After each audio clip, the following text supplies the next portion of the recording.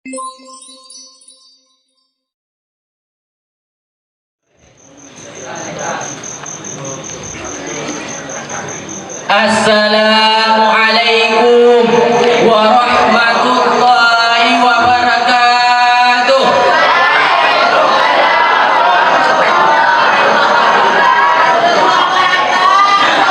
Alhamdulillahilladzi faddala bani Adam bil ilmi wal amal ala jami'il alam. Wassalatu ala Muhammadin sayyidil arabi wal ajam wa ala alihi wa ashabihi ya nafi'il ulumi wal hikam. Amma ba'du. Tiada untayan kata yang patut terucap dari lisan seorang hamba melainkan memuja dan memuji sang penguasa jagat raya, yakni Allah Subhanahu wa ta'ala. Dianya Allah yang telah memberikan kesehatan kepada kita semua sehingga bisa berkumpul pada tempat yang penuh berkah ini, yakni di daerah Madinatul Diniyah Babul Huda yang tercinta ini. Selawat dan salam senantiasa kita persembahkan kepada Nabiyina wa Habibina, yakni Nabi Muhammad sallallahu alaihi wasallam, serta al dan sahabat beliau sekalian yang seiring bahu seayun langkah dalam memperjuangkan agama yang suci ini. Penghormatan kepada abi ma'a keluarga, penghormatan kepada seluruh dewan guru, penghormatan kepada dewan-dewan hakim, dan yang terkhusus kepada seluruh hadirin wal hadirat yang telah berhadir pada malam yang berbahagia ini. Ma'asyiral muslimin rahimakumullah. Dalam kesempatan kali ini, izinkan saya untuk menyampaikan satu syarahan yang berjudul Mengapa Harus Berilmu. Hadirin, sebelum kita mengetahui mengapa kita manusia harus berilmu, terlebih dahulu kita harus mengetahui tujuan dasar Allah menciptakan kita manusia. Tentu hadirin, tujuannya adalah untuk menyembahnya, sebagaimana firman Allah dalam Al-Quran surah Al-Zariyat ayat yang ke-56 yang berbunyi, A'udzu billahi minasy syaithanir rajim. Bismillahirrahmanirrahim. Wa ma khalaqtul jinna wal insana illa liya'budun, yang artinya tidak aku ciptakan jin dan manusia melainkan agar mereka menyembah kepadaku. Jadi jelas hadirin, kita manusia diciptakan oleh Allah semata untuk menyembahnya. Tentu jalan untuk menyembahnya adalah dengan cara ibadah, dan ibadah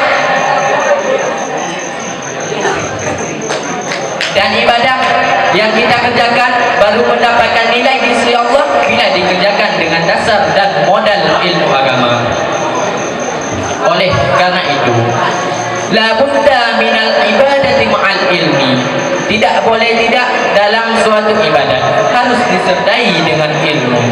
Dalam hal ini Rasulullah juga menegaskan lewat hadisnya, al-ilmu imamul amal wal amal tabi'un.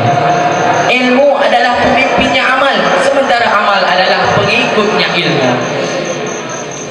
Hadirin, dari bahasa Rasulullah tersebut dapat kita pahami yang bahwa sebelum kita berilmu, sebelum kita beramal, maka terlebih dahulu kita harus menguasai ilmu tentang tata cara mengerjakan ibadah tersebut.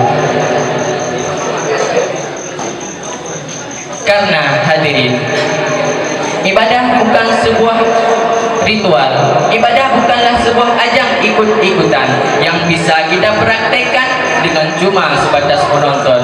Akan tetapi lebih dari itu, ibadah adalah sebuah perbuatan yang penuh undang-undang dan peraturan. Oleh karena itu, ilmulah yang berperan untuk mengerjakan setiap ibadah dengan benar. Kalau bukan dengan dasar ilmu, maka ibadah yang kita kerjakan akan menjadi debu yang berterbangan alias sia-sia. Dalam kitab I'anatul Talibin, musannif mencantumkan sebuah bait syair. Wa kullu man bi ghairi ilmi ya'malu a'maluhu mardudatun la tuqbalu. Sosoman tam yang amal ana ilmi amalannya jaga tulak terlebih ilai semayang napula pikui jejut wate semayangnya kepenan semayang cerape.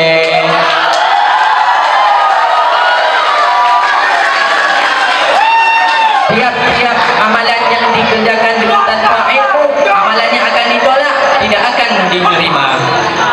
Kenapa demikian hadirin? Li'annal jahila la ya'lamu ma yadurruhu fi ibadati. Karena orang jahil itu tidak mengetahui perkara apa saja yang dapat memudaratkan ibadahnya. Inilah yang sangat kita takutkan hadirin. Kita sibuk beribadah siang dan malam. Rupa-rupanya ibadah yang kita kerjakan ditolak oleh Allah Subhanahu wa ta'ala, karena kita memang tidak mendasari ibadah tersebut dengan ilmu agama. Bahkan yang lebih kita takuti, kata Rasulullah dalam kitab Tanbih, al-jahilu aqrabu ila kufri. Orang jahil itu lebih dekat kepada kekufuran. Nabi juga menambahkan bahwa orang-orang yang berilmu terlebih jauh dengan kekufuran. Tamsilannya sebagaimana jauhnya masyrik dan maghrib. Sementara orang-orang yang tak berilmu terlebih dekat kepada kekufuran. Layaknya sebagaimana dekatnya mata putih dengan mata hitam. Kenapa demikian hadirin? Karena ilmu itu bagaikan cahaya, sehingga orang-orang yang berilmu tidak akan pernah tersesat jalan selamanya. Sementara orang-orang yang tak berilmu akan selalu tersesat, karena orang-orang jahil itu seperti berjalan di dalam kegelapan. Hadirin, setelah kita menganalisa beberapa penjelasan di atas, dapat kita simpulkan, mengingat betapa pentingnya peranan ilmu dalam kehidupan ini, mengingat betapa pentingnya peranan ilmu dalam menunjang setiap ibadah yang kita kerjakan, mari hadirin bangkit bersama kita memangku tangan mencari ilmu agama. Jangan pernah berhenti menuntut ilmu agama selama kebodohan masih ada pada diri kita. Karena seseorang pernah bertanya kepada Abdullah bin Al-Mubarrak, sampai kapan sebaiknya seseorang itu menuntut ilmu? Abdullah pun menjawab, selama kebodohan masih ada pada dirinya. Oleh karena itu hadirin, selama hayat masih dikandung badan, selama awan kejahilan masih membaluti kita, mari hadirin kita sama-sama menuntut ilmu agama agar hidup kita berpetunjuk kepada jalan yang lurus. Hadirin, sekian syarahan singkat dari saya. Semoga bermanfaat bagi kita semua, terkhususnya kepada saya sendiri. Saya akhiri, wabillahi taufiq wal hidayah. Wassalamualaikum warahmatullahi wabarakatuh. Waalaikumsalam warahmatullahi wabarakatuh. Terima kasih atas kesukaan yang bersambung atas nama Tengku Farhan, utusan dari kabilah Al-Mukarram.